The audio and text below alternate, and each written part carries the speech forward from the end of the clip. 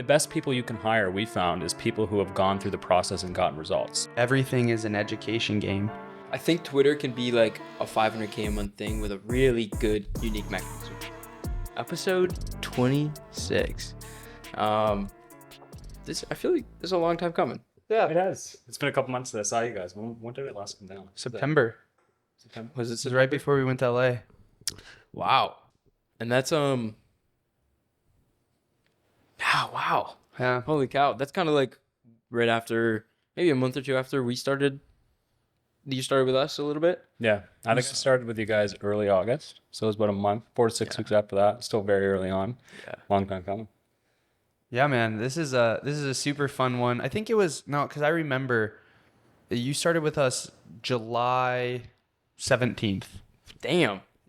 Yeah. Oh, because you had to close him. Because Noah couldn't shut him down.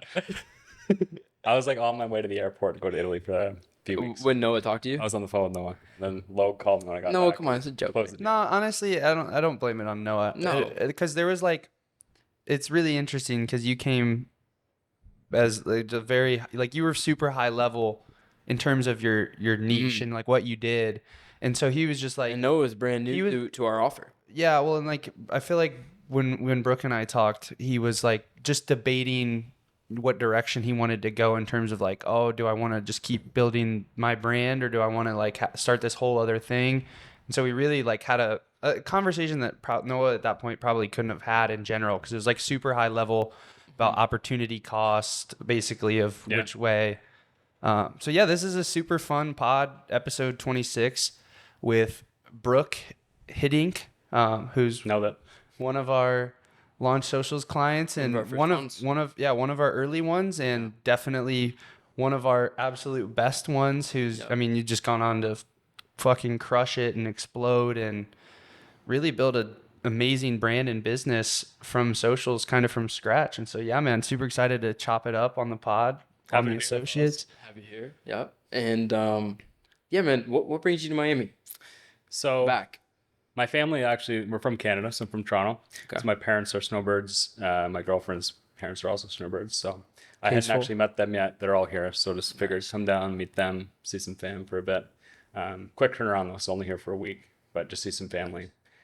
Obviously happy to get on here, doing a couple other pods as well. So what's the deal with Canada? Not good, man.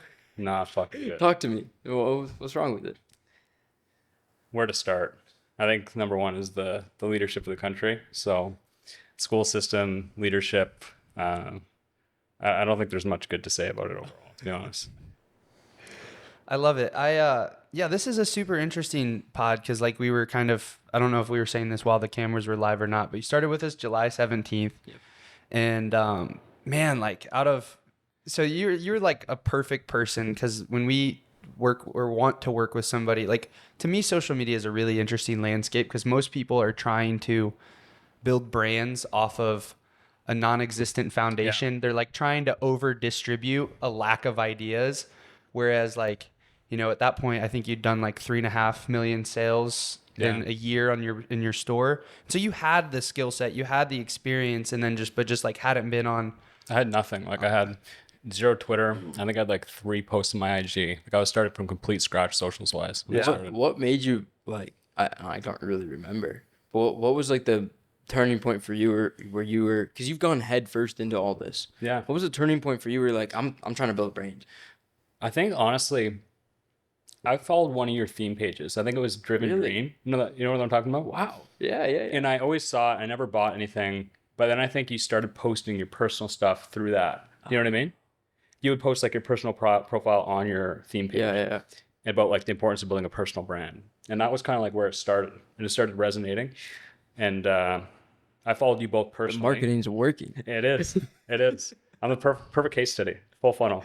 Theme page to you. Yeah. And then started learning about it a bit more. I started doing like one-on-one coaching at the beginning.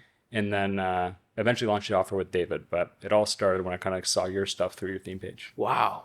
Yeah. That's crazy. I didn't know it was like that. I thought it was just like you saw us on Twitter or whatever, and you're like, I got some skill or whatever. No, I wasn't even on Twitter. It was all IG. Yeah. That's insane. That's super insane. That actually shocked me. Yeah. Wow. So like, and I want to give some context because, you started with us, and honestly, like, not only were you just a perfect client because you had actual like tangible, like you had something to give to people, you know what I mean? But not only that, but dude, you were just, especially in the beginning, I remember like every fucking call just on there. What can I do? What's next? Like every call getting on 4 times a week. All right, what do you think about this? I'm going to try this next. What do you think about this hook? What do you think about this thread? And just pushing stuff out there. And I mean, just it took off super fast. I mean, you did like,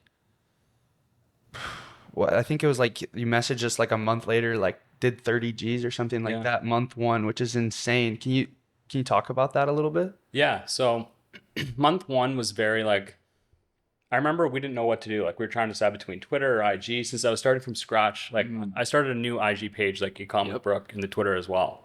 So we didn't really know where to start. And I remember, Logan, you were pushing Twitter hard, and I didn't really know why. Like I always thought, I didn't even know Twitter was really a thing, to be honest with you. So kind of went all in on that. And then I started getting inbound DMs on IG and Twitter. And that's how I kind of got my first few clients. Obviously, it was just like one-on-one. I think I did 30 G's in August, 25 in September, right from scratch with like very little You following. had like 700 followers or something. Yeah, almost none.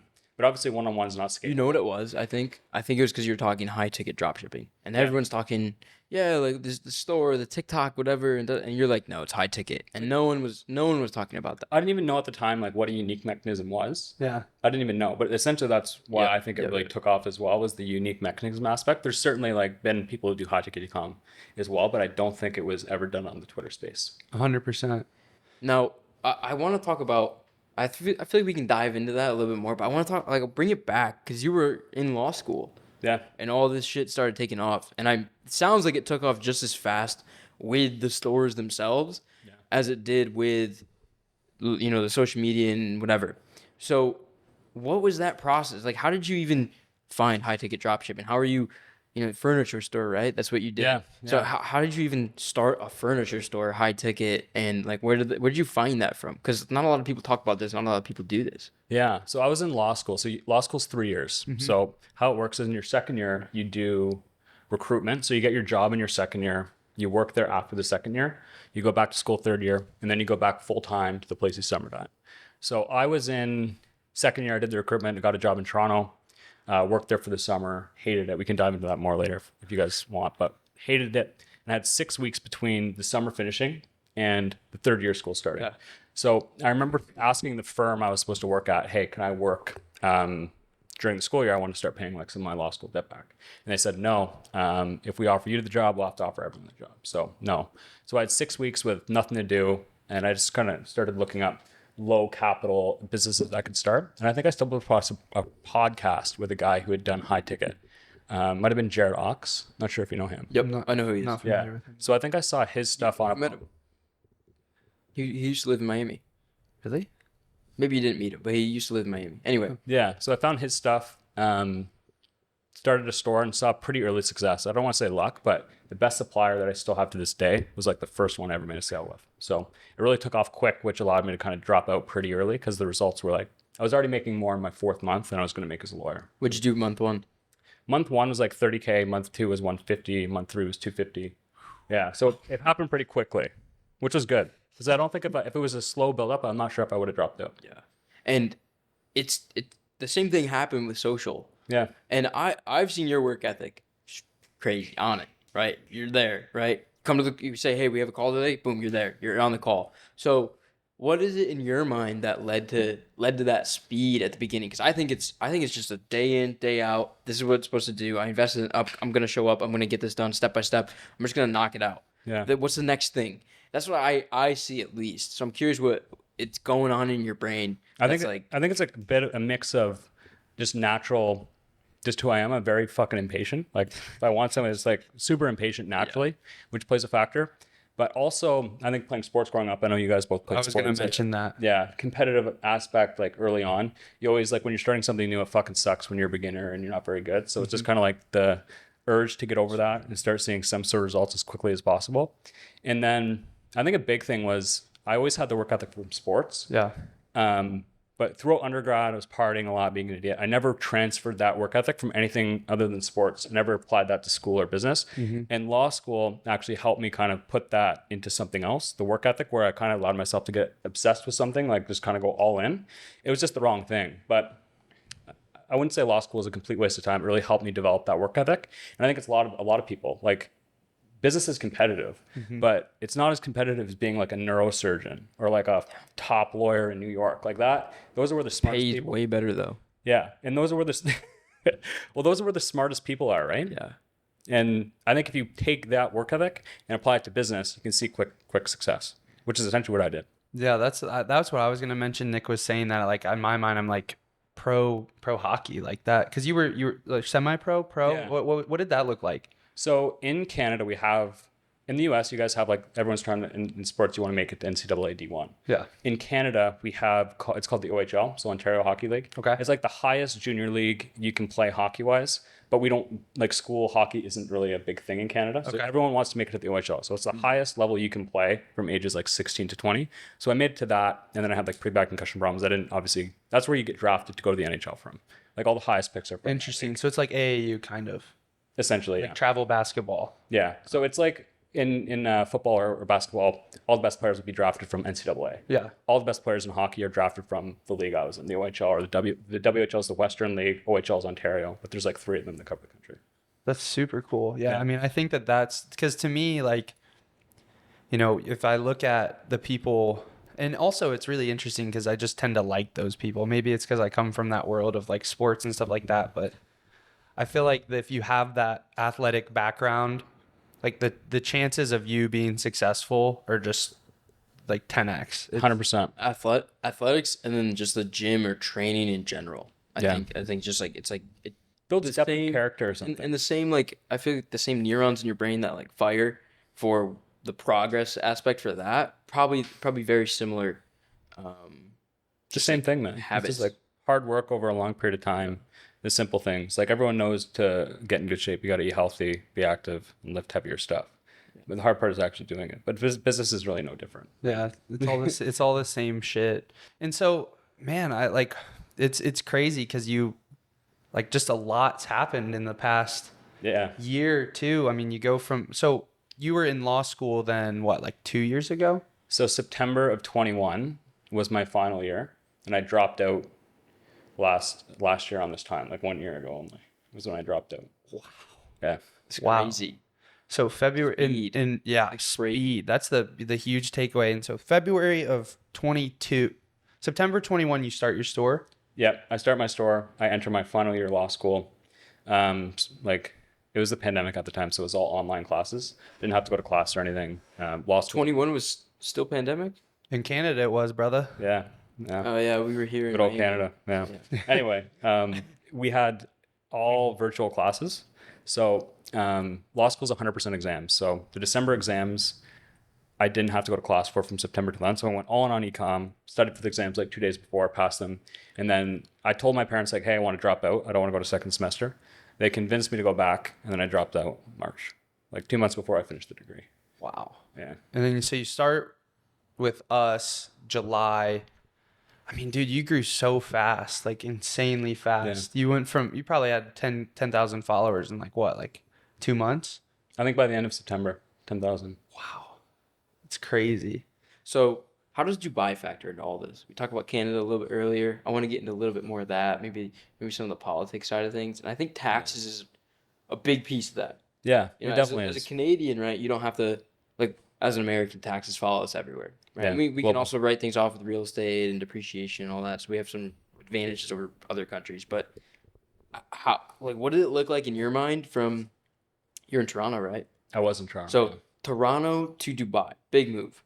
Was it just a tax move? Is it a weather move? bit of everything, to be honest with you. Like, I always wanted to move somewhere for the Canadian winters. So I had lived in Bali previously, just like traveled there, lived there 4 to 5 months. I remember Loved that. it. Was that while you were doing the dropshipping stuff? No, so that was actually, I was just in school. One time I did like backpacking with a couple buddies, went around like Thailand, Bali, Vietnam. And then the second time I loved Bali. So I just went back there and did some summer classes while I was in university. But I always wanted to like long-term move out of Canada for the winter. And I don't know, like I still love Bali, but it's just not really a motivating place. Like you could make $5,000 a month there and live like a king. Yeah. So tax wise, Dubai made a lot of sense. I wanted to move here for the same reason, like more motivating in Miami, but tax wise, Dubai made the most sense. So in Canada, we have like 25% corporate tax, and anything you make over 100K personally. So if you pay yourself from a corporation, you get taxed at 50% over 100K. Yeah. So Dubai essentially was a solution for everything, like good weather in the winter. I could set up a company there and pay zero corporate tax, zero personal tax. And essentially the rule is now, as of this year, I only have to be there 3 months a year. So I can be in Dubai November, January, February. I can be in Canada for up to 6 months. So I could, not that I will be, but I could be. And then the rest of the time I can be wherever I want. So if I'm in Dubai 3 months a year, I can be wherever I want the other 9. And pay no tax. This kind of made sense. And what do you think about, like, I'm interested because we talked to Iman about this.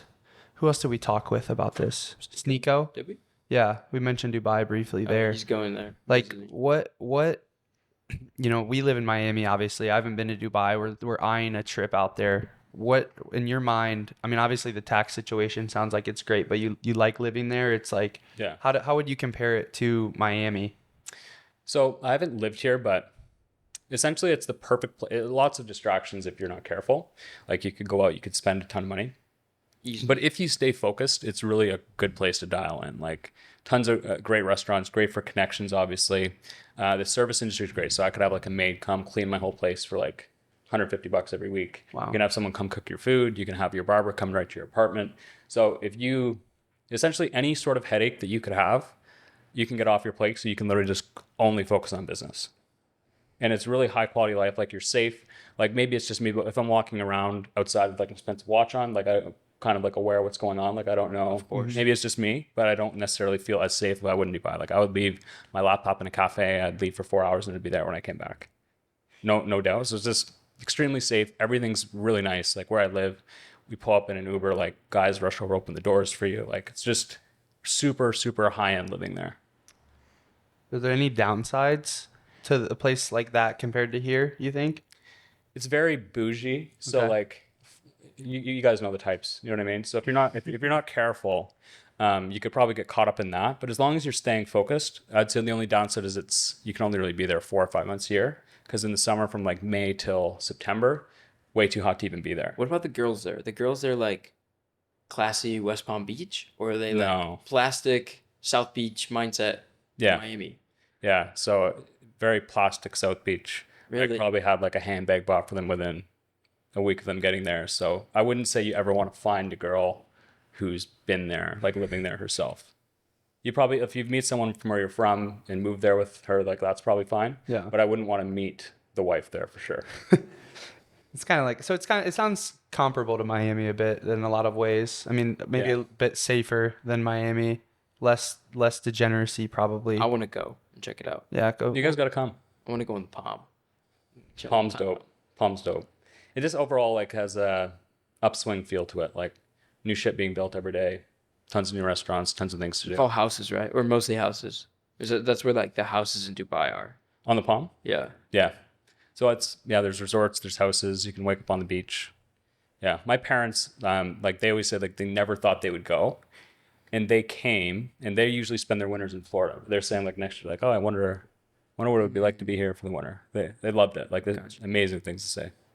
Interesting. So I want to, we've covered a little bit of ground. I feel like we're kind of settling in to this pod, a little bit more of a relaxed start. I'm curious, man, like, on a pro hockey track, you go to law school, you start making money with your store, you build it up to then you do multiple million in sales. You start with us and wow, is the audio cutting in and out for you guys? No, you're good. Interesting. Good for me. It's just the headphones. Interesting. And so you start with us, just like absolute workhorse with all the content stuff. You grow your brand really fast, and then you start, you work with our good friend David, obviously, and he just kind of comes in. It's like the perfect combination of all these different things, like the stuff you guys did together, really just kind of took the foundation we built and blew it up. And so now you're still running your store. Yep. You've got your personal brand business and your offer off of that. I would love to hear you kind of talk about that and what you're doing. And then like just in general, like where do you think it goes from here? Like what's the next step for you on the just tackling everything? Yeah. So I've chatted with David quite a bit about this. I think like we have some ideas what we'd like to do longer term, but the big thing, I know you guys always talk about it, is getting our customers now results. So our focus now is just like getting people in the program and getting them results. And then there'll be further opportunities down the line on the back end. So like if our goal is essentially to get them to 10K a month profit. So if they're working a job, like that's probably enough to get them out of the job. Kind of like a good first goal. And then once we get them to that, down the line, maybe we have an upper tier offer that helps them get from 10 to 50 or 10 to 100 or much like Amon's doing, like he has his grow your agency and then he essentially he finds a problem in the business and sells them the SaaS, right? So maybe there's a SaaS play eventually down the line once we build the customer list, but that all starts with us getting the current people results. So our focus now is just like, how can we get the people in the program results? If we do that, then in a year from now, whenever that time comes, we'll look at other options. But the goal for me is to kind of get people in the program as good results as I can, as many of them as possible. And then down the line, really focus on the coaching biz. So I don't know whether that's going to be SaaS or an upper tier offer, but that's kind of my play. I'll have the e-com store. I'll continue to grow it. Maybe exit the next 2 or 3 years, but it's largely outsourced. Like You just have one e-com store? Yeah. You don't have any more than one? No, I just have one. I did have 2. I shut one down. It was with ex-girlfriend. She like owned part of it, so I shut that one down. So I just have the one now. And yeah, it's largely outsourced. How did that work with ex-girl? What was she doing versus what were you doing? She was just like helping me with it. I just thought she was working a job at the time, so it was just going to be like a way that she could step out of that. Yeah. Eventually. Cut off her income. Yeah. Can shut down the store. So now I just have the one. Nice. And with that one, I thought you said something on Twitter about doing like 600K a month or something. Yeah. What does like the fulfillment of that look like? Because I got inspired the other day. Somehow I started drinking coffee, and I've memed him into I've never liked coffee, right? taking Never caffeine. liked it. But then I decided I'm gonna try this out. Put some raw milk in it, some raw honey, black coffee, and it tastes like a milkshake. So I'm like, hey, this milkshake makes me feel pretty good, right? And so then I'm like, I need to look up coffee makers, and of course, I'm on Amazon. I'm looking up the Breville $2,000 coffee Not makers, cheap.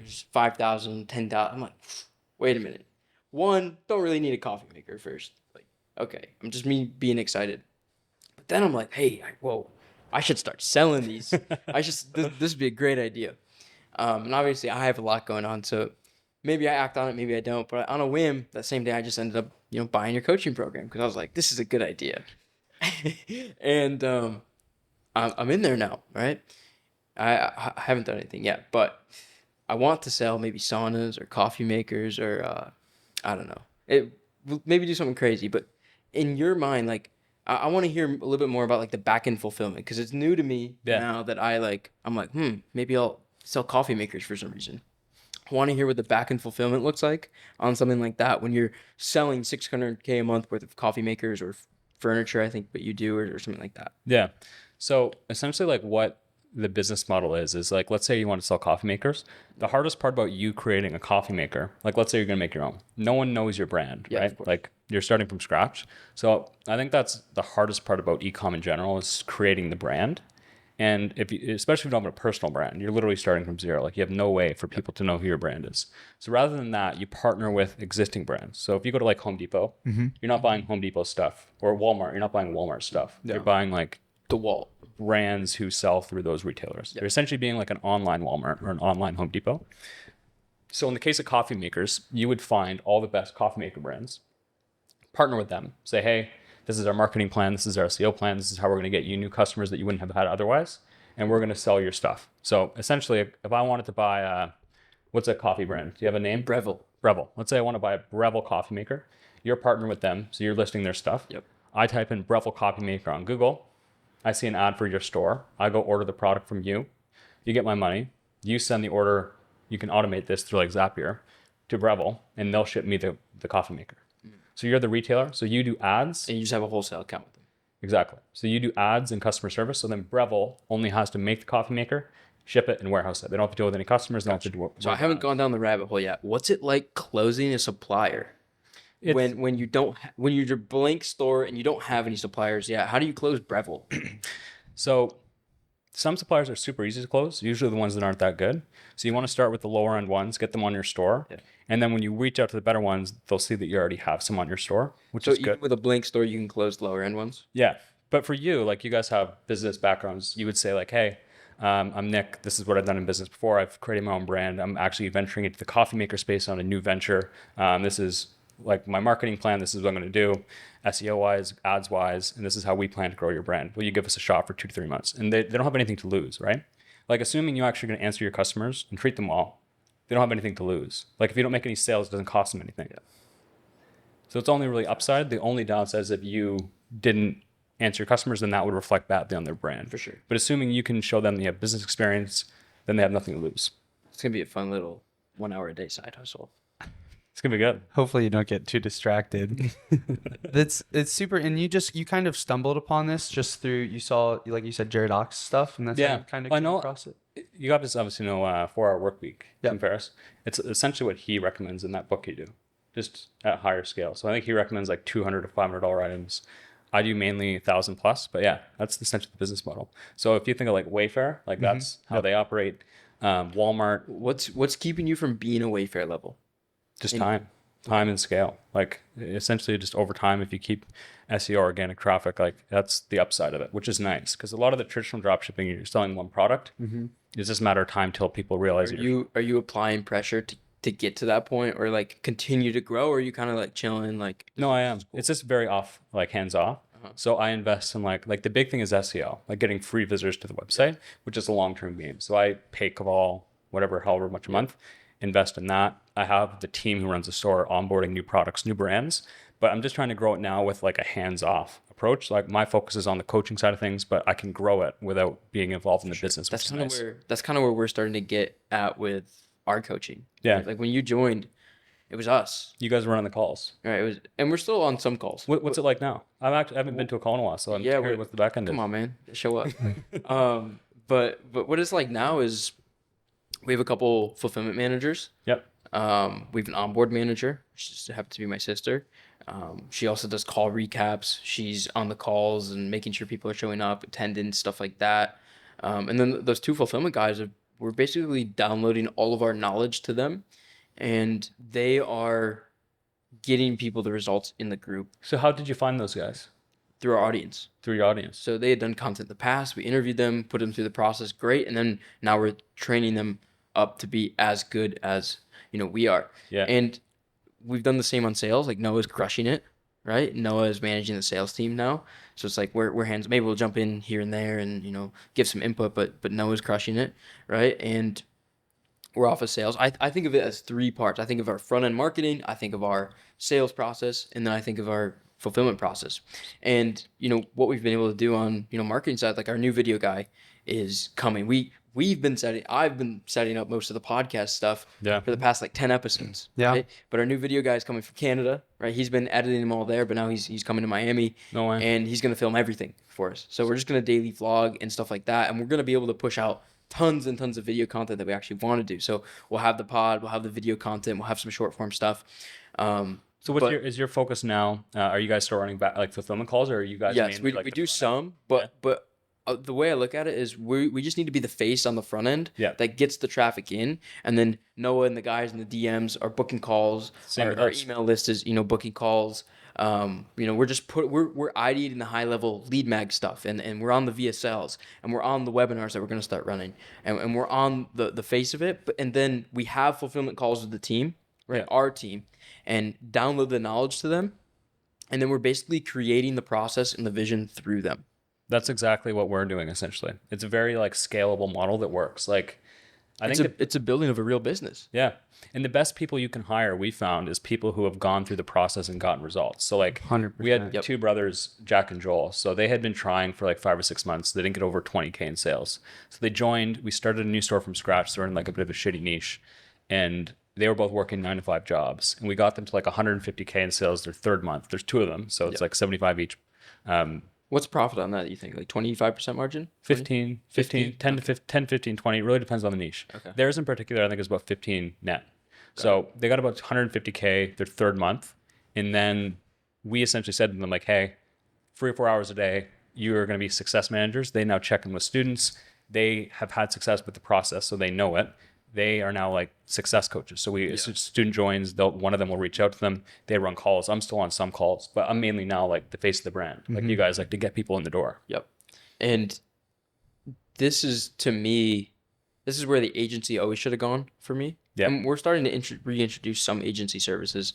Like I stepped back from that. We're starting to reintroduce some agency services on the top of Launch Socials, on the back end. That's kind of what we thought. Like if we're going to do done for you, it's going to be people who have kind of hit the first level and then offer them like an upper tier. Exactly. And we sort of did that with you. Exactly. Actually, yeah. Placing people inside your business.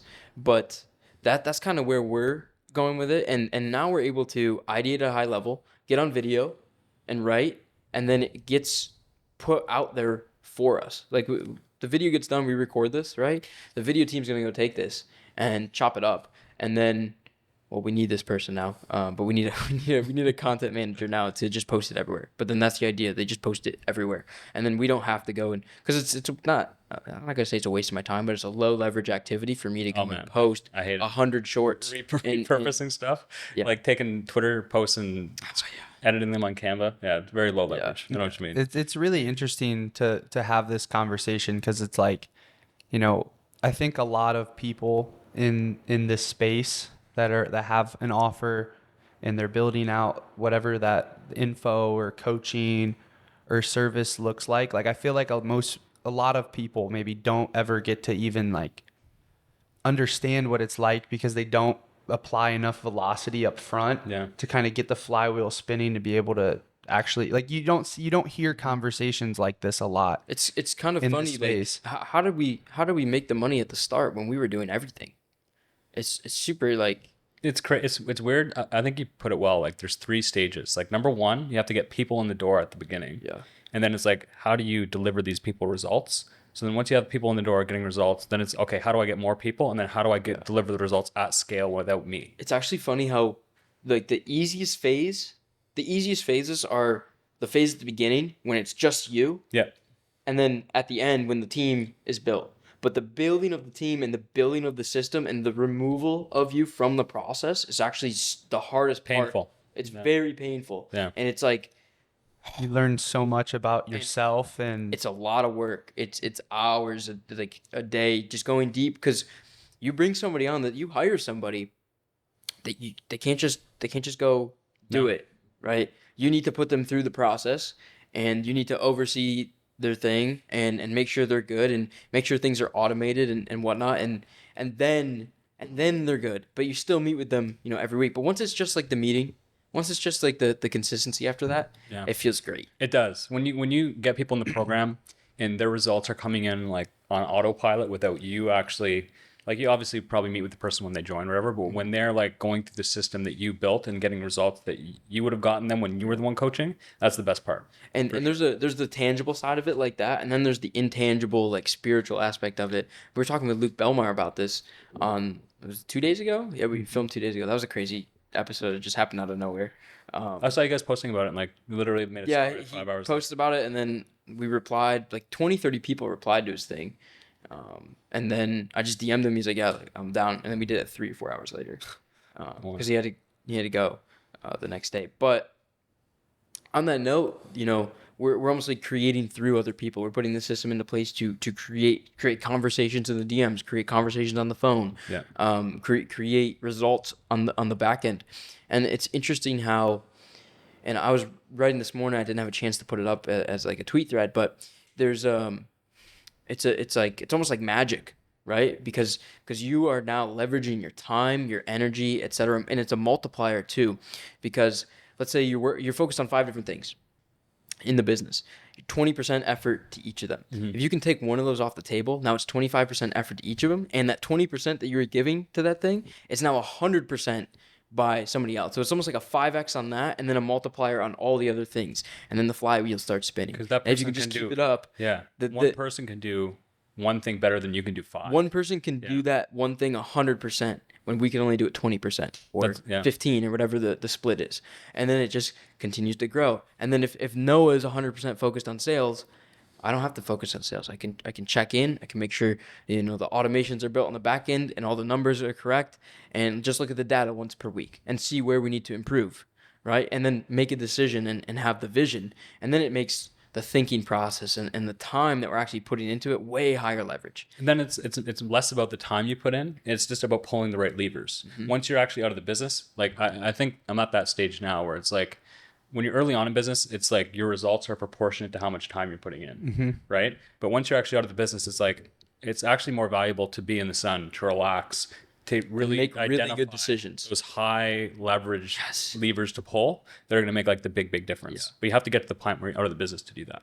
What do you think the biggest thing that you've learned in kind of getting to that point? And maybe we can talk numbers a little bit too. Just like, you guys have done, well, your store's what, like above 5 mil now in sales? Yeah. Something like that, gross. And then are you cool talking just like high level numbers with the coaching program too? You guys, what are you guys at now? Like close to $1 million. I think like once our payment plans come in, we're over $1 million in 4 months. Collected? Yeah. No, like once our payment plans come in, we're over $1 million. So your mill like closed? Yeah, exactly. Not collected. Not collected. I think we're at like 800-900 collected. Got it. Yeah. And does that include like the one-on-one that you did with us? Because I remember you talking about the one-on-one stuff, and I was like, dude, you have to do group. Yeah, no, it doesn't. So that's just since October 24th when I launched with David. Got it. Wow. Yeah. So I think we did over 200 November, December. Yeah, November, December, January, we're all over 200. February's been down a bit. I think we're at like 160, 170. But just kind of readjusting things on the back end in terms of lead flow. I think will be probably our biggest month in March, if I had to guess. Nice. Yeah. Nice. So what is your, congrats, bro, by the way. Thank you. And it's super cool to be a part of it and like help with the launch of it. I'm like, it's great. I love to see it. Where do you think the next move is? Because you're really like, most of your traffic's Twitter, if I'm right. So and you guys have a landing page that's a Calendly link. Yeah. Which is crazy. All it says is if you're not interested in high ticket ecom, getting 10K a month, leave the page. I think with your unique mechanism, like it's just so like you're able to do that. Yeah. Like so easily. Next stages for us, I was chatting with David about this last week. We were considering doing paid ads. So we're considering doing YouTube. We're considering doing IG, but we just decided the play is to double down on organic, even if it's a longer burn, keep fatter margins. And I saw Cole Gordon had a tweet about this, I think last week. It was like, when you start with paid, you'll get really good results at the beginning, quick, but then as you go, it costs more to get a call. Exactly.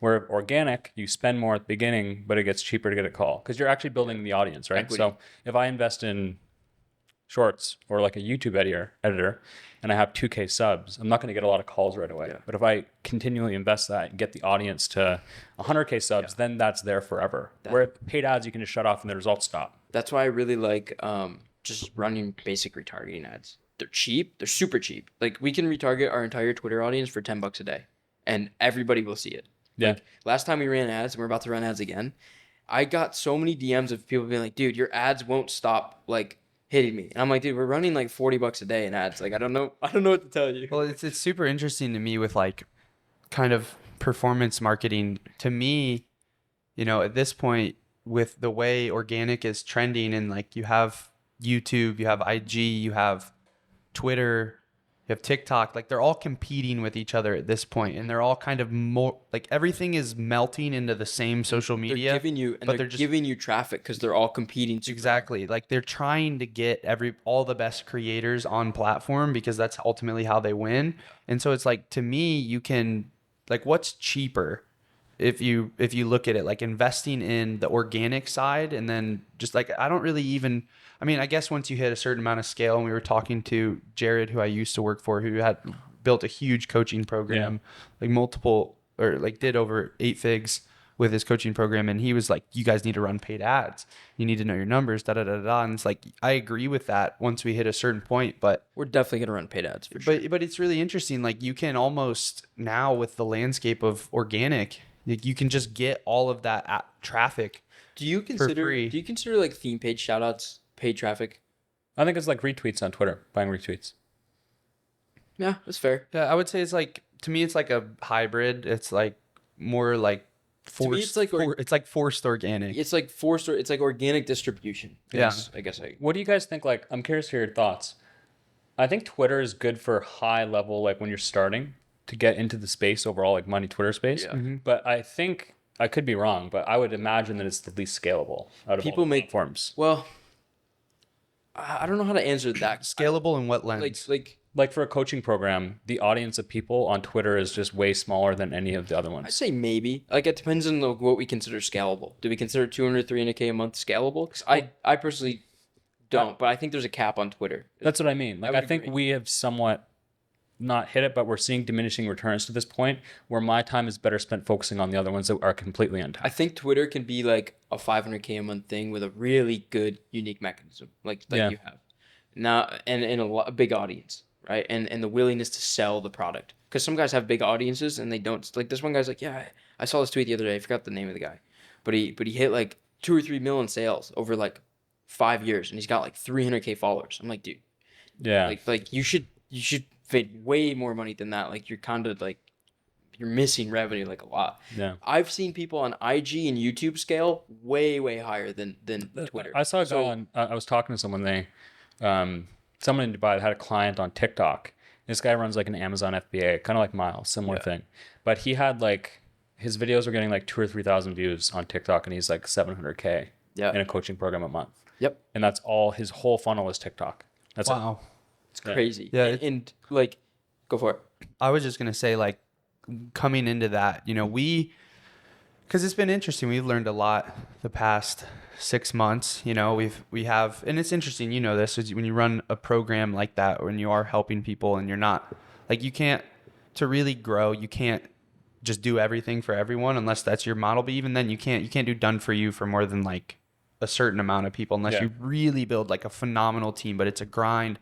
And so when you're doing, like coaching or done with you sort of services or things like that, not everybody comes in and just immediately, makes $1 million like you in 7 months, 8 months, whatever the thing is. And so it was really interesting for us to, just to be super, super focused on how can we make everyone win. And we really took, like, especially seeing your stuff with how fast it took off. Like, I really do think that like, most people are not willing to, and you had it organically because you did all this work up front. You found your thing that really worked for you. Mm-hmm. And like, to me, the mechanisms and finding like these differentiation points for people became a huge impetus for everything I'm doing as a marketer, because I just feel like everybody everybody sees the opportunity. They see guys like you, and then they want to just spin something up without taking the time to actually find why or how does this actually work? And like, what is different about what I'm doing that's actually beneficial to the world? And I think like, it's just a huge thing that you don't see enough focus on it. How do you guys find, like, what we found is when the people do like what we essentially outline to them, they get results. We're finding the hardest part about a coaching business is the mindset.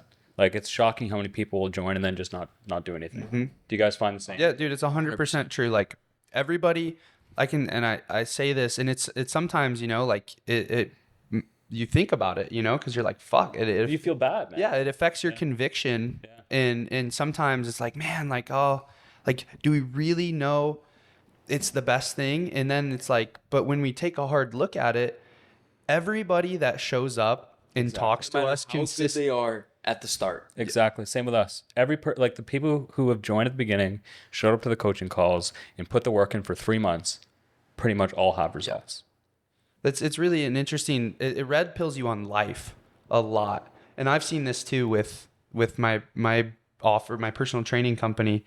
It's like, at the end of the day, life is seriously just about getting the right inputs and taking the right actions on them. And people overcomplicate the shit out of it and figure out all of these different things. And if you really just do that, it's almost impossible to lose at something. Like, there's just actually no competition. Yeah. There's no competition. Like, if you actually just try to do something and figure it out for like 4 months, it's super hard to fail. Like, if you actually just focus on the thing and getting better at the thing. And I think a lot of people, like, when you're, especially as like if you're working a job, you're trading your time for money. And then when you start a business, you have to like almost accept that you're going to have nothing to show for it the first 2 months. Yeah. They're going to have no return for your time. And most people can't get past that, you know? Why do you think that is? Because you've seen it now. I mean, you've built $2 million companies at this point, or multi-million-dollar companies. You've been a law school student. And you just explained the flip side of it too, where it's like you're going to invest in short form, right? And you're going to wait. And you're going to wait. Yeah. And you're going to wait until it works. Exactly. So And that's like YouTube now. Like I don't, I paid like 10, 15 grand for a setup, paying editors like 5, 10 grand a month for nothing. But I know Really? like I was saying this yesterday. You're not booking calls off your YouTube? Some, but not very many, like a couple a week. Okay. But if you invest in like a coaching program and you just do it for the first 2 months, the longer you stick with something, that's when you get the outsized returns. Like if you switch every 6 months, you're essentially starting from scratch. So if you start a YouTube channel from like 0 to 5K subs, it's going to take months. And for Twitter, like the whole month of August, I was tweeting, I had like 300 followers, no results really in terms of like traction. Now I get that every day just from not even tweeting it. But the longer you stick with the same thing, the results get more. So back to Logan's question. Yeah. What do you think is holding people back from doing that 2 months? I think it's just people just Shiny object. Like, yeah, shiny object, like low, low tolerance for pain, low, just awareness level, and like ADHD almost like trained into them from TikTok and short form. Yeah. I think it's grasses. They'll start something and then they'll find like every business, as you guys know, has things that suck about it. Every single business. So they'll start one, they'll see the things that suck, and then they think the grass is greener, and then they'll start from scratch again. Where if they just stuck with the same thing, the results would be there. Yeah. How do you think again, this is an interesting conversation to me because like you don't talk to that many people who have a program operating at scale. Like you just don't. Like, there's not, how many people are even pushing an offer really? Like not that many.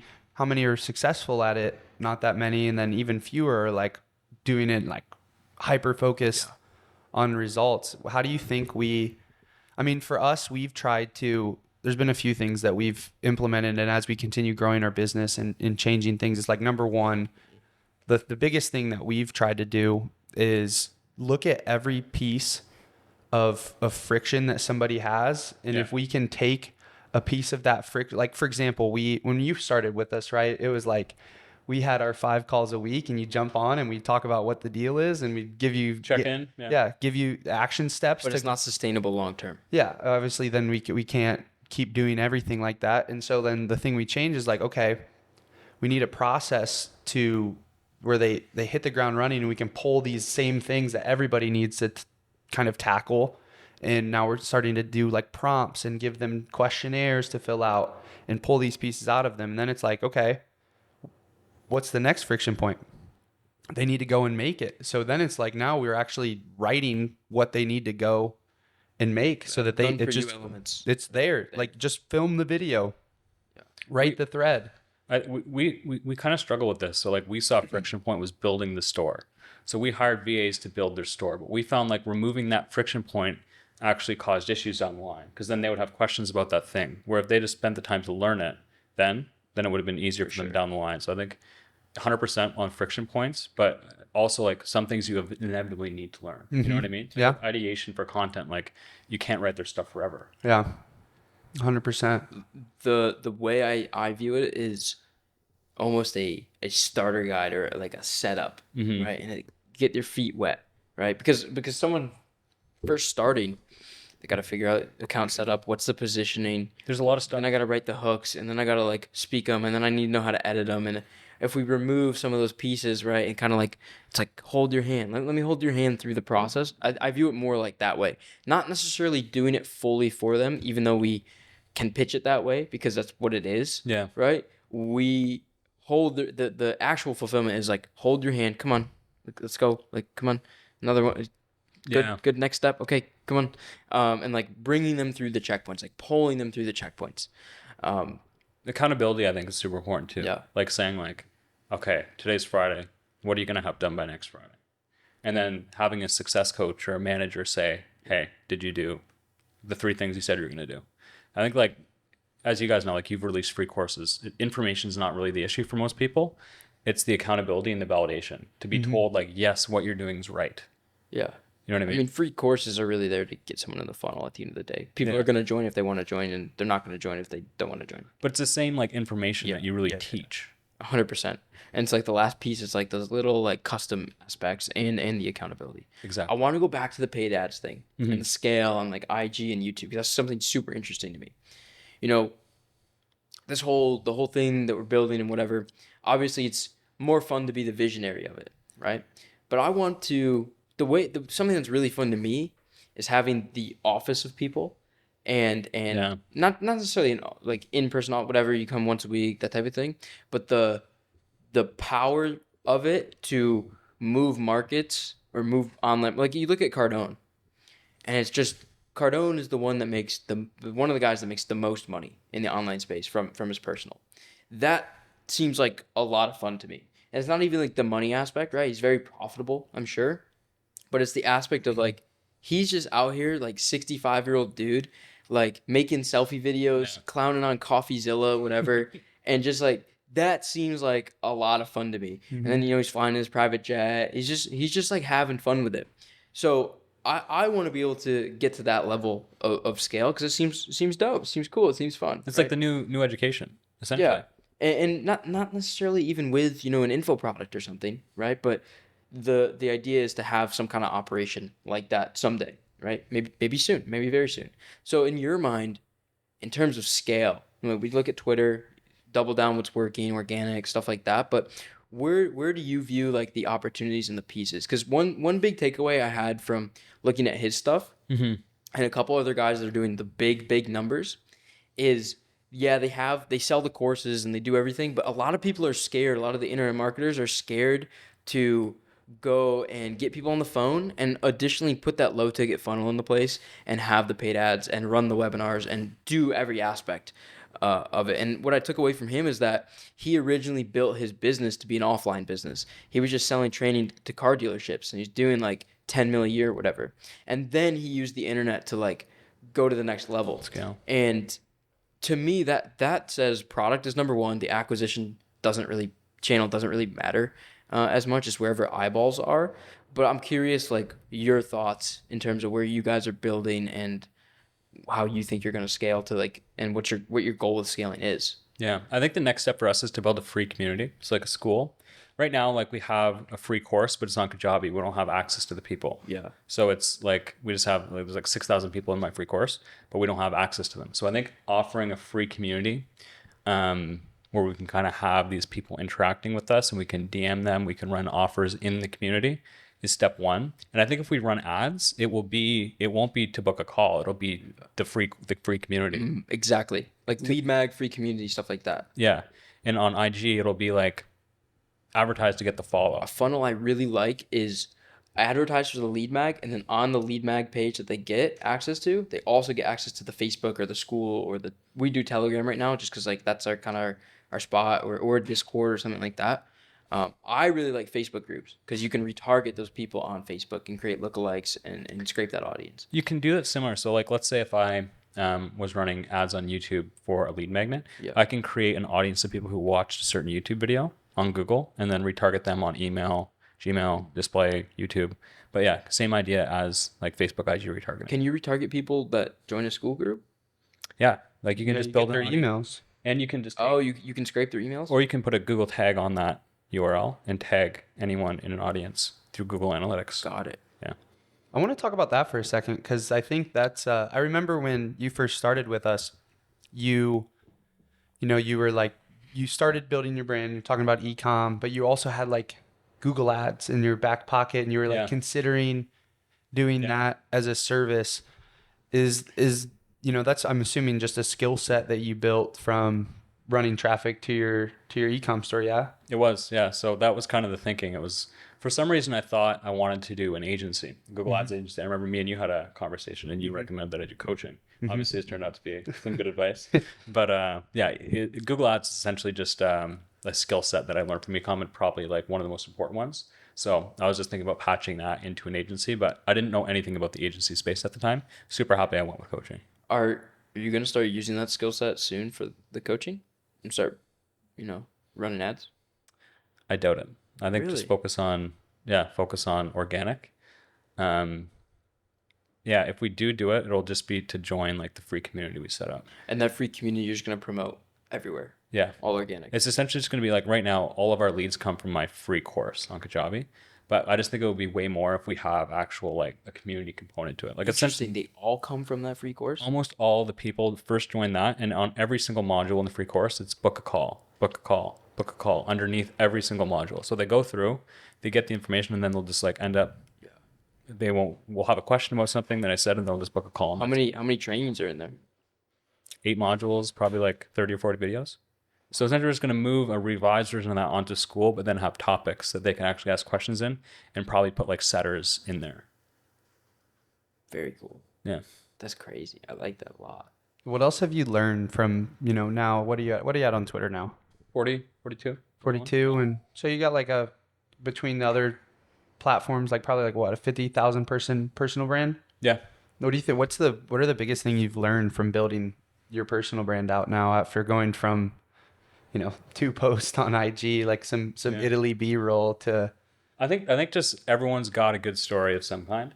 When I started, like I didn't think my story was that good, but I think just sharing your experiences, sharing your story, like it's probably a lot better than you think. And just being authentic. Like I think in Twitter and on video, if you're being not you, your audience can see right through it. So I think just being yourself, whatever that is, being authentic, telling real stories from your life, good and bad, and just kind of sharing your experience is the best way to go. And then just being consistent, like volume wise. No, that's something that you did better than anyone. And look, it's crazy.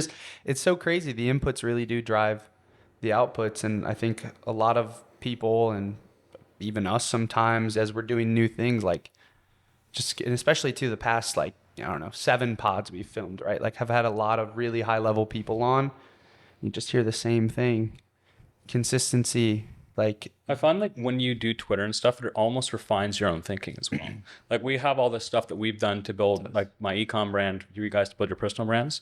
But when you actually have to then explain that to someone in your audience who doesn't know anything about it, it actually refines your own thinking with it as well. I've learned so much more from teaching than I have learned from understanding. It's insane. Like it's not even close, whether it's fitness stuff or health, whether it's marketing. Like we said before, you relearn it. But you don't. It's not even necessarily relearning it. Like because it's not stuff you knew. Like you connect dots that you didn't even realize were there true.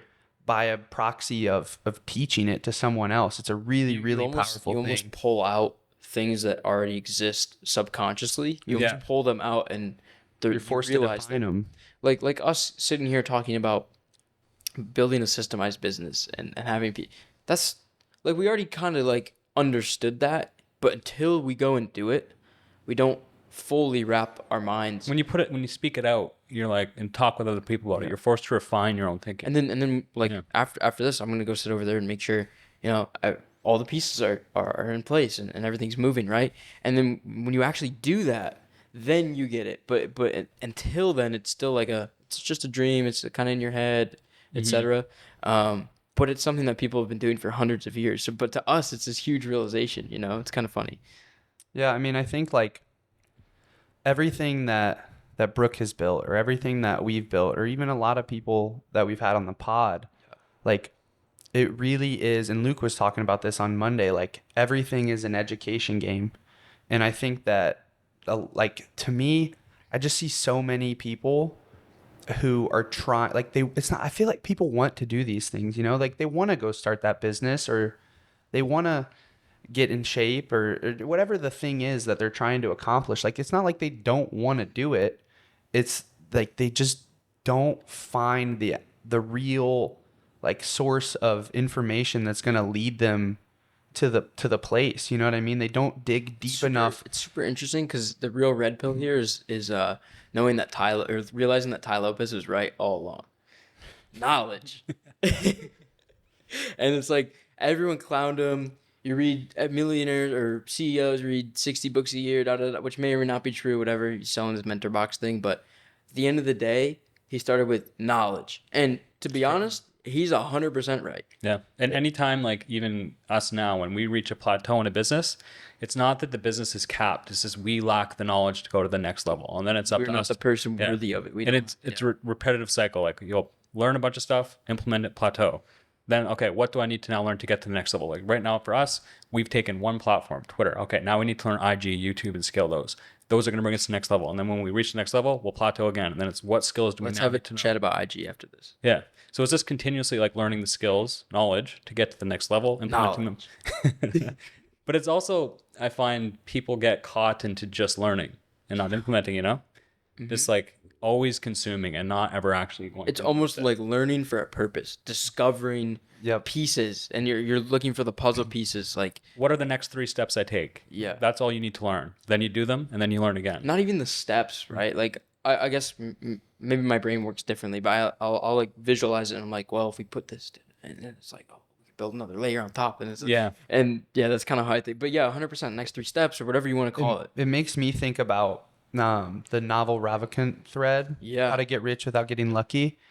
And we were talking about unique mechanisms, right? Like, what is a unique mechanism for anyone listening to the pod? That's like basically how or why your process, in marketing at least, like how or why your process works better than someone else's. But I always think about the Naval, like what is actually a unique mechanism? I think about the Naval Ravikant thread where he talks about curating specific knowledge. And that to me is like a really powerful word of specific knowledge, because you guys are talking about like what is the like implementing, like that's really how you curate specific knowledge, is the implementation, and then going and finding the actual thing that drives the result for the current implementation. And like for you, it's really a perfect example of this.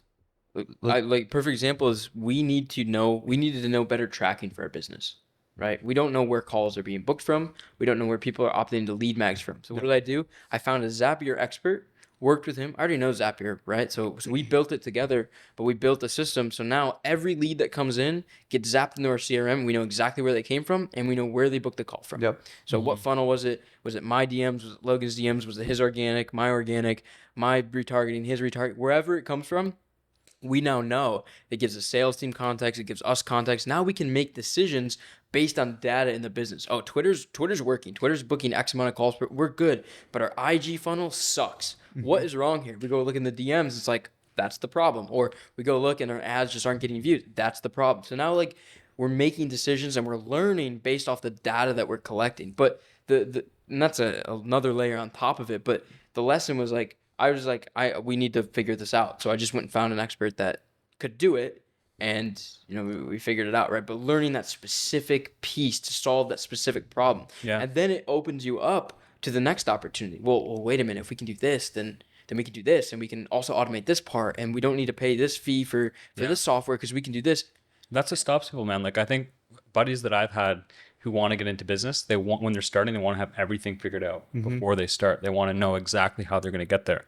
And you just put it perfectly. You have to do the first thing. And then as soon as you do the first thing, that will then breed new problems that lead to better outcomes. And but you have to like take action to get to those. And if you're genuinely excited about it, like I get excited about this because it's like, this is great. Now I can do more fun things, right? I can look at the visionary side of it. Like if you genuinely enjoy it too and enjoy solving the puzzle pieces, which I think is really what I enjoy. I don't necessarily enjoy looking at Zapier and softwares, right? Don't lie to us. No, I really don't. We know you do. But it's like, once you do that and you genuinely enjoy kind of like solving the problem or finding the piece of information, it becomes really easy to get the next thing, and you just become curious, and it's like you have no other choice but to grow because your curiosity is expanding as new problems develop, and you just solve, and then it just grows. And that's where all the leverage is. Like all the leverage comes from your brain, which is a problem-solving supercomputer.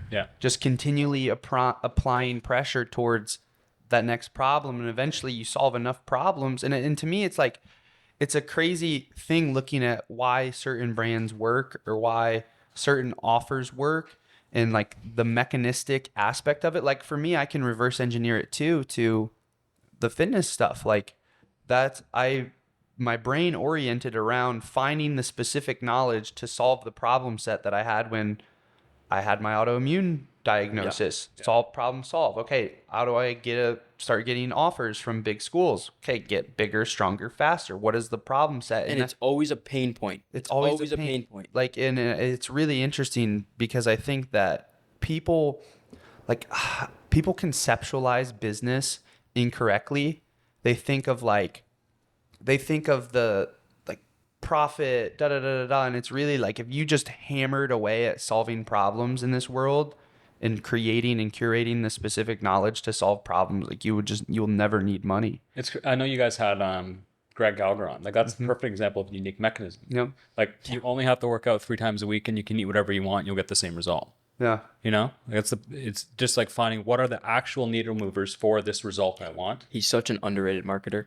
Yeah. Like ridiculously, like people associate him with fitness, but he is a ridiculously good marketer. Yeah. Well, there's lots of guys with fitness offers. Not a lot have done what he's done, right? Yeah, exactly. Like how much? However much. 150, 100 million. Yeah, like done a ridiculous amount of sales, but it's super interesting to see, like, you know, you're even the people in your program that get results, the people in our program that get results, like that's the distinguishment is like, do you actually have the specific knowledge that solves that problem? Yeah. That's why Brook Or crushed not. it. Yeah. That's why you crushed it.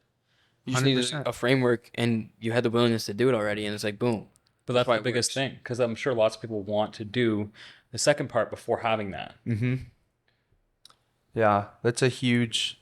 It's going to be really interesting as the economy continues to shift, and you know we got AI now, and all these different things. Like, it really is the golden era, or like just the apocalypse. I feel like if you're starting to curate that specific knowledge now, I think it's the golden era. I think it's the golden era if you believe it's the golden era. If you're a doomer and you believe it's the apocalypse. Like you're gonna manifest your reality, whatever 100%. whatever you believe and whatever you think is gonna happen. That's how it's gonna turn out. I think.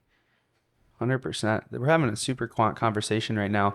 I wanna bring it back to just like you more personally, Brooke, because I feel like you grew everything so fast, and you did have such a like core subset of specific knowledge.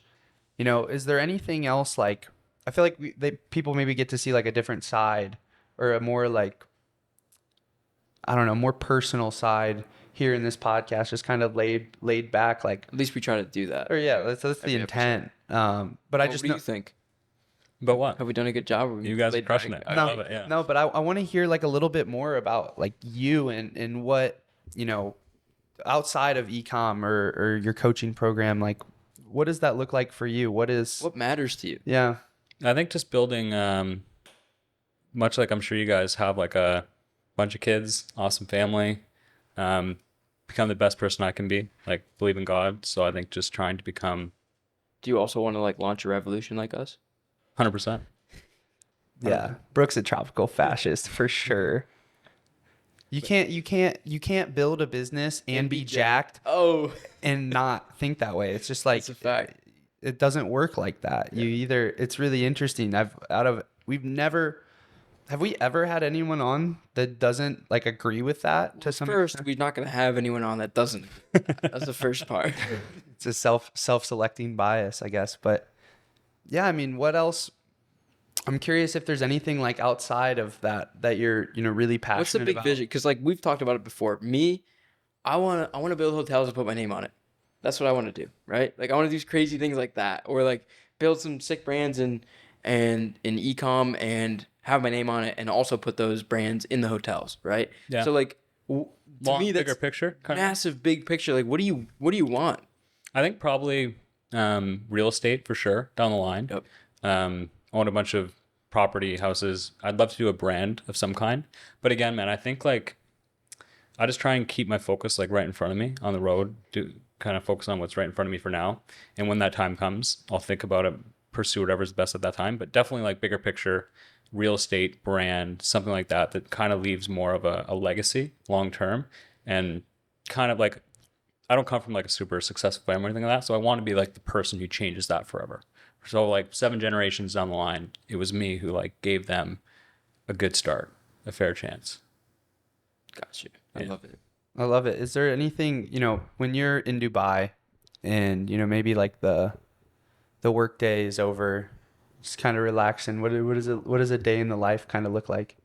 Yeah, so it's 9 hours ahead there actually. So when I wake up, Do you like that, by the way? I do. So all day during the day, no one's messaging me or emailing me, which is nice. Sounds amazing. So yeah, pretty much Girl is me there now, so finish up like 5 or 6, go to the beach, watch sunset, have dinner, super chill. Like I haven't even gone out there. I haven't drank at all there. I haven't drank in like 3-4 months. So I just try and stay dialed in as possible. I love it. Yeah. Go to the gym in the morning. Like usually I wake up like 6, 7, do 3 or 4 hours of work, go to the gym, have lunch, put another few hours in, go watch sunset, have dinner. My man's living good. Good life. Sounds super cozy out there. What you said there's no alcohol there. There is, but it's like underground and Yeah. stuff like that. What are the laws and the rules and like the culture? What's the culture like in Dubai? Obviously, we're gonna go check it out. We're gonna do a tour over there and pod and vlog, and we're gonna go crazy. But how crazy should we go, and what should be the limit?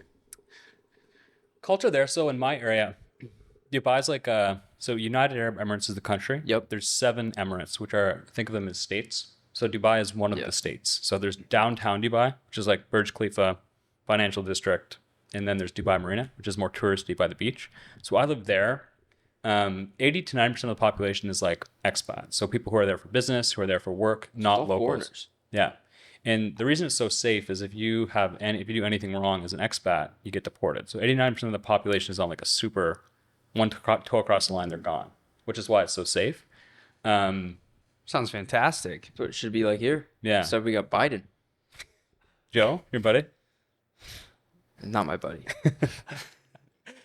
But yeah, lots of people there for business. I haven't even really gone out much there, but I know you can. There's lots going on, like pool bars.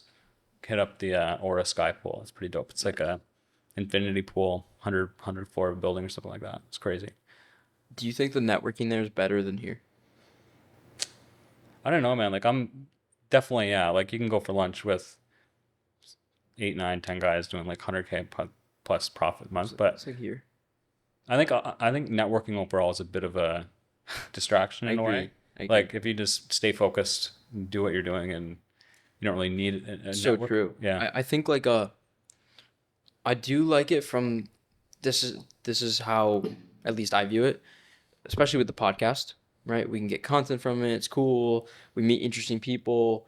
But the biggest thing for me has been like not even just meeting people and like, oh, connect me with this person. None of that. It's more so just the mindset expansion of hearing about what other people are doing, hearing about the ways they do it, picking up like little things and giving them little things, right? And just having these really good conversations over some cigars or here on the podcast or just meeting up, for lunch with a group of guys that are doing big numbers and just hearing how they talk about business, Establishing how they talk about money and customers. Establishing like a new normal for yourself. And that's Dubai is great for that. Like in Toronto, like if you were doing 10K a month in an online business, you'd be crushing it. Where like Dubai, it's like I would say the equivalent's probably like 200. Sure. So like if you're doing 100K a month, it's like, oh, cool, cute. Congrats, buddy. Yeah. Back to the drawing board. And humans, like we're biologically wired to fit in, right? Like if you're as a guy, if you're out for lunch with 10 people and you're doing 50 and they're all doing 150, you probably feel like shit, even though you're doing very well objectively. But I think like being in environments like that is really good for establishing new baselines to like really get yourself to the next level. And I'm sure you guys found that moving here from where you're from. Sure. 100%. Yeah. No question. It just completely resets your orientation for what's normal or what's accepted. You raise your standards and bring them to a place where less than that's just not good enough. On that note, I'm curious your thoughts. To me, escape velocity from quote the system, whatever you want to call it, is $1 million a month. That's what I think it is. I'm curious what you think that number is in terms of what you've done and what. Obviously, e-com has different margins and coaching and stuff like that. We'll go profit. Sure. Like, yeah. Sure. I'd say like 500 to 750 in profit. In my opinion and belief, is probably escape velocity. I agree. Yeah, I think like 100, you're getting there, like you're getting close. But to be fully escape, do whatever the hell you want for the rest of your life. Yeah, I'd say like $1 million a month. In profit. Yeah. Cool. Yeah. That's one thing that's I found different is like cash flow feels a lot different than having a bunch of money. Like if you win the lottery and you have a bunch of money, but you have no money coming in, it can easily you feel bored and it can easily go. I feel poor, honestly. Like, cause I at least when I had things going on with the agency and stuff like that, and my business partner leaving and whatnot, I stopped paying myself as much to fix certain problems and transition certain things I was doing. But I got a lot of money stacked up, but that's stacked away. I'm not touching that money. Yeah. Right. So then it feels different when you don't have anything coming in. It's just like, whoa, wait a minute. Exactly. And I'm sure that people that have a lot more than I do probably feel the exact same way, because you don't want to eat into that. You worked hard for that. Yeah. It's like, I think you feel wealthy from how much you have coming in. Like if you have $1 million a month coming in consistently on autopilot, that's kind of how you feel wealthy, not just having like a set amount put away. Constant abundance. Yeah. What's your goal for like longer term? Do you guys want to have a certain amount coming in on autopilot without your involvement, or do you think you always want to be involved in the day to day? At least no, without my involvement for sure. And I think that's pretty much how I've always operated, at least in terms of my mindset. When I first started, obviously it was like I want to do everything, but I pretty quickly like started paying people for when I did theme pages for posts and editing and stuff like that. Pretty quickly started doing that, and I always inherently kind of understood it, not like I do now. Didn't understand it like I do now, and the aspects of it, but I usually mostly understood that. And then, the problem with the agency, the reason we couldn't do that is just like there wasn't an agreement between myself and my business partner in terms of tasks and how it worked and things like that. So the idea was always to systemize it and remove myself so I could be the vision aspect of it. And I think that's always going to be the goal, right? Build a cash flow machine that pays me, and then go work on a cool brand. And then when that starts to feel like a job and whatever, and it's not creative anymore, build that into a cash flow system, and that'll do its thing, and maybe sell it or whatever. But always kind of building things to be cash flow machines and bring me money in abundance, right? So I can go and invest into real estate that'll consistently pay me, or other stocks and companies that'll consistently pay me without my involvement. Yeah. And that's why I really like stacking up cash in dividend stocks, right? Like but I also play risky plays in crypto, right? So I do both. But that's why I like that, because it's like hands off. I got money coming in, right? I got like someone's salary coming in, right? And I don't have to do anything for it. I just own it. That's kind of how I view things going long term, of like what I want to do. But I also think I want to, $1 million a month feels comfy, right? And then from there, it's like now I can get really creative. Now there's not this much. You can take risks. You can take more risks like you did at the beginning. So that's kind of like how I view it, at least. Yeah, I think for me, like, I don't think about it now. Like, obviously when you start, you're like, man, if I was making $20K a month, I wouldn't have to do anything. You know what I mean? Like, oh, I could just do whatever I want. Like, now I don't want to, like, number one, there's just too much time in your day if you're not building something. Like, what do you do with it? And I could fill it up a lot of different ways. I have a lot of different things. When I get to that point, it'll be interesting to see, like, maybe I want to just fight all day, or maybe I want to get really just disgusting on a wakeboard or something like that. Maybe make an album. I don't know what that'll look like, but I don't really necessarily think about it as like removing my involvement. Like, yes, obviously I don't want to have obligations. I don't want to be obligated to have to go do some like then it gets fun.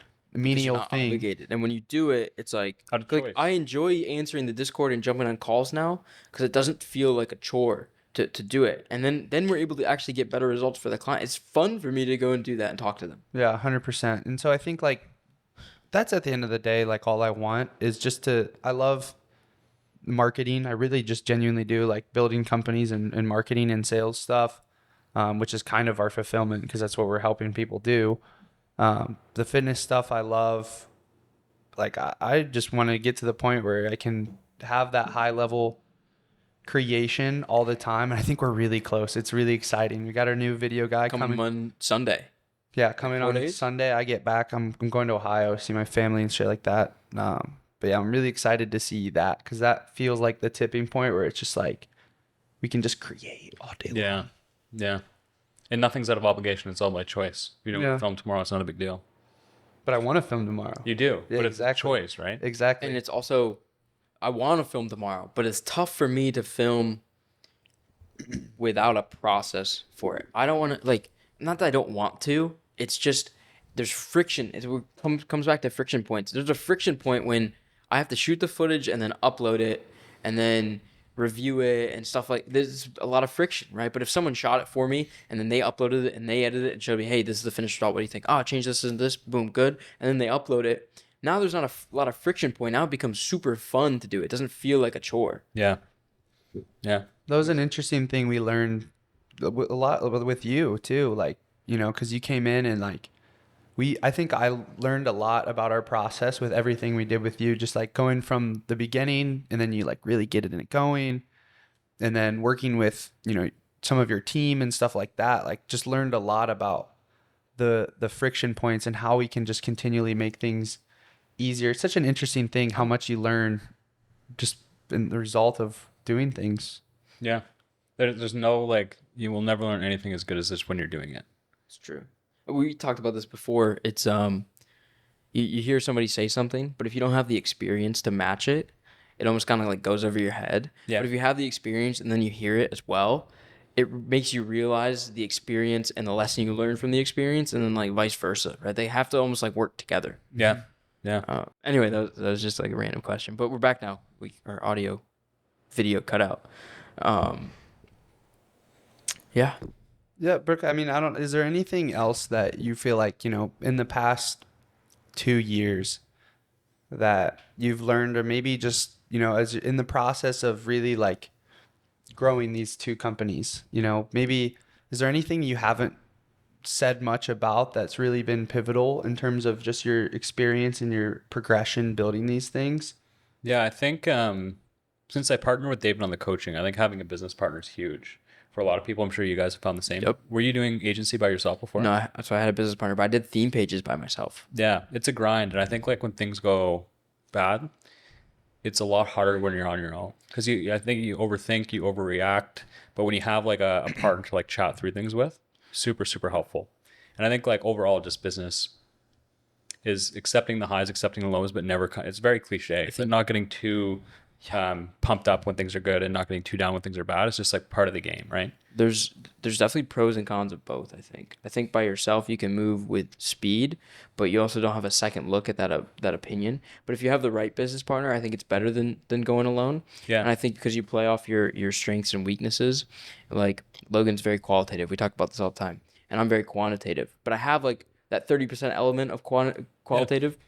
And he's got like the 20-30% element of quantitative, and then we still can understand each other and our opinions, and it plays off each other really, really well. So he's like, how would a message come off? I'm like, well, how many times can the number go up? And then it plays off each other, and I think that's a really important dynamic when you're have a business partner that it meshes. Complementary skill sets, right? Yeah. Because if you're the same person, probably won't work. But if you're really good at like for us, it's David's sales and back end ops. I'm ecom in the personal brand. So like it works really well. Like a complementary where like both of us are probably more successful in this business than we would either of us would be on our complete own. How did you guys decide to partner up? Yeah. So at the time I was doing the one-on-one, kind of like when I launched with you guys, and one-on-one was going very well. Like I did like 55, 60K in the 2 months, but obviously not scalable, right? At all. And I didn't know how to structure the sales process, the back end ops, and he had the thing that he would help you launch. I think it was like 50K in the first month, and he would do it based on, I think he had like a rev share offer. He would take 20% of that. So he had done it with a couple of people, had success. We did it. It blew up. He actually started going back, and he was just going to continue running his offer. And his, as you know, is very tedious, like the long form sales letter and like email and all that stuff. So I think he chatted with Cold Email Wizard, and he said like, why don't you guys just run up that offer together? And that's essentially what we did. So it was kind of just like, wasn't on purpose to go out long term. I just hired him to help me launch it. And it just worked out really well. We're crushing it. So stuck at it. Yeah, congrats. Yeah, I think it's really interesting with partners. Definitely has to be either a complementary skill set or just like some sort of opposing dynamic where it kind of levels it out. But man, it's so much better. More fun too. Yeah, dude, it's just like, yeah, like it, because Nick and I talk about this, like it could be so much easier, and I'm sure you can probably relate to this. Like my day-to-day life could be so easy in terms of just like I could have a few people that I work on and I make 10 to 20 grand a month from each of them, and that they're super profitable at that because I'm really good at what I do, and make 50 G's profit, just me, and it just be super comfortable and cozy. But like, I don't think that you can ever, you know, you're not going to build something big that way. And we talked about it when I got back from Argentina early this year.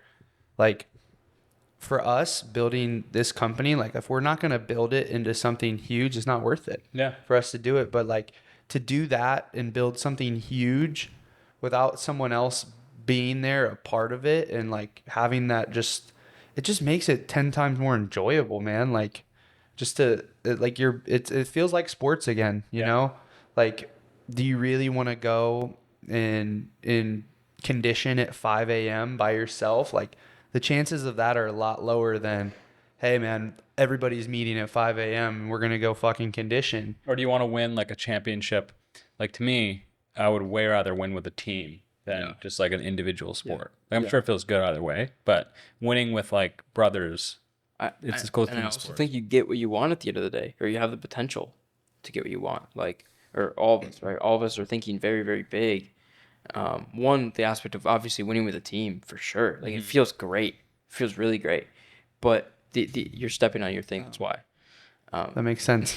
But the other aspect of it is like you just doing it alone.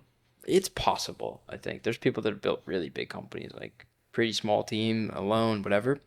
But I think the realistic metric is like you doing it alone, and just you, solopreneurship, whatever. You're probably not going to be able to build to the level to get what you want, at least when you're in our shoes and we're thinking to the level that we're thinking. Yeah. Yeah, it's a really interesting thing with, like, because at this point now, like a lot of, like, I don't even really think about me or like my situation. Like a lot of it's actually so much more motivating too. Like, I'm building for our team at this point in a lot of ways, you know, like the guys that are working with us and showing up every day and excited, like that's so much more motivating than, you know, maybe 2 years ago. It's like, all right, well, made some money this week, like let's go to the club, da, da, da, da. Yeah. You know what I mean? Like it's so much more of a motivator to be kind of selfless and think about like, man, like if we bust our ass, like we can really put everybody that's with us on and help them build the life that they want. Or even too from a client perspective, or just the whole thing. Like I feel like maybe a lot of us get into the game selfishly, but you go long enough and it becomes a very selfless thing, and it's so much more rewarding. It's way more motivating when you have a purpose that's external to just yourself. Yeah. Way more motivating. Like whether it's a team, your family, like once you have like other people that you're so like responsible for in terms of like results, way more motivating. 100%. And I think too, I think the modern world, it's like everybody, it almost seems like wants to escape responsibility to some extent. And for me, man, like having as much responsibility as possible is like, that's how you feel fulfilled. Yeah, it really is. It makes your life so much better. The times when I don't have any responsibility, it's like, it's almost soul sucking. There's such a vacuum there. And that's like when you feel lack of purpose. Mm-hmm. When it's just you. Yeah. Like whether it's no broader purpose. Yeah. What do you think about that? I think it's completely true. I would 100% agree. Yeah, we've covered a lot of ground. Is there... Well, I have a question. Okay. Like, we talk about this with a lot of guys. A lot of guys come on making a lot of money, right? And something that I think that I started with at the beginning was like more like spirituality stuff and whatever, and like believing in God. And then kind of like as you make money and you come to Miami, whatever, kind of like lost it. But then you realize it's needed to go to the next level. It right? is. And I've kind of tapped back into that. I'm curious your thoughts on your beliefs, how you feel it plays in the business, and how you, like, what you believe, what you think, how the spirituality do you do anything, you meditate, anything like that? I think like the biggest thing in business is I think like your intuition is God speaking to you. So I think like when you have a feeling, for me, dropping out of law school, like lots of people would just like push that feeling down. Or like for me, I didn't post on social media forever, but I always kind of had a feeling in my gut that I should be. I didn't necessarily know why, but I knew that I should be. And then when you start to follow those nudges and like that intuition, that's you getting closer to God, I think. So I think like in business, it's just kind of living in alignment with yourself and doing what you already know to be right. So like whether that's dropping out of school, quitting the job, start posting and sharing your story on social media. For me, moving to Dubai, starting the coaching business, like the more you just do what you know in your soul to be right, the more success you'll have. So I think like for me, the more I do that and the easier, obviously I've seen great results doing that. It's just becoming easier and easier to listen to that. And just kind of like, I think everyone knows in their heart, like what's right, how to be a good person intuitively, and just kind of like following that without even necessarily knowing why, like just having faith that that's the right thing. And you've done that just consistently over and over. And I think one of the, it seems like you're not impulsive, right? But you act on that intuition very fast. Like you don't overthink it. Exactly. Right? Yeah. And I think that's something that I've gotten a lot better at. And like it speeds progress up almost, where you have an intuitive feeling, you have a gut feeling, and then you act on it. You don't think about it. You just say, that's probably right. You just decide that it's right. I think like you mentioned earlier, like whatever you believe you're gonna manifest. Like if you take an action on something and you believe that that's the best thing, then you probably will be. If you second guess yourself and procrastinate, then maybe not. But if you decide something's going to be good for you and you truly think it's right, and then you act as if it is, probably will be. Do you think you always had that, where you just kind of like quickly act on that intuition? No, like I think I shut it down a lot of my life. Like, why do you think that is? I think just programming from society, like go to law school. I always knew I wanted to start a business. That was another thing. Like I just didn't do it. And I had like, I'm not sure if you're familiar with like the term shadow career. So instead of building a business, it was, oh, I'll be a business lawyer. So like something else dressed up as the actual thing. So that's what I did for a lot of my life, like with going to law school and everything. Where inside I knew that wasn't the thing. I kind of did that when like I decided to go to college. I always knew I wanted to start a business, but it's like, oh, I'm gonna go get a business degree. But you knew, makes right? sense. But I always knew. Exactly. I just didn't like. I was young. I don't think everyone knows that though. Yeah. Like not everyone's supposed to be a business owner, but the ones who are know it. And then it's like actually listening to that and taking action on it. I think also a lot of people, like when it comes to intuition, they're so, and I've maybe even gotten into this, like, you know, a lot of people are strung out on cortisol in this world, especially in the West. Like, I think that a lot of the inputs that people put into their bodies and their minds, especially their bodies, like just biochemically, they're actively shutting that down. You know, like if you have so many neurons in your gut, if you're eating a bunch of shit, you're not gonna, like, you become the personification of your hormones, I think. And so if you're eating a bunch of shit, or, you know, you're constantly, and I do this sometimes even now if I'm like stressed out about work stuff, but you're drinking a bunch of caffeine, right? Mm-hmm. Like you're creating inputs in your body. They're going to shut off that intuition. You're not actually going to be able to hear the intuition from the healthy body. Like I think a lot of people's intuition is maybe there, but it gets nerfed every single day by the fact that they are never outside, or the fact that they are never really sweating and working hard. Too much stimulus here. Too much of this stimulus. Like they're just nuking their shot at hearing God talking to them, because their physicality has to deal with so many. They're never alone in their own head. Yeah. They're never not distracted somehow. Which is essentially when, like, whether it's outside in the gym, if you're just sitting there like on a phone looking at a screen all day, like you said, you don't even have a chance to hear it. No, you'll never. You just replace it with noise. Never any signal. Sad.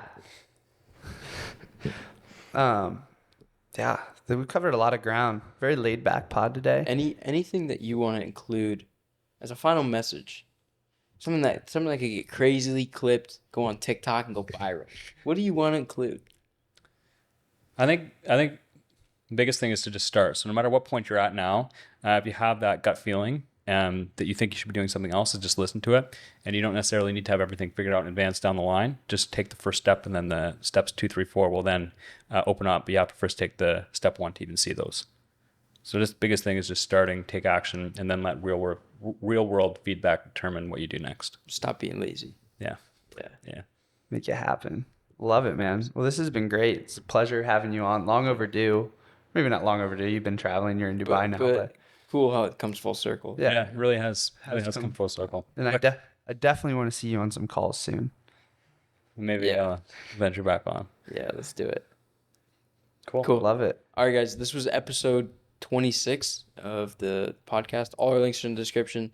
Brooks' links are in the description. You know where to find us. Short form content, whatever. And if you want to get started on social media, Launch Socials, link in the description. You guys know where that's at. Episode 26 is done.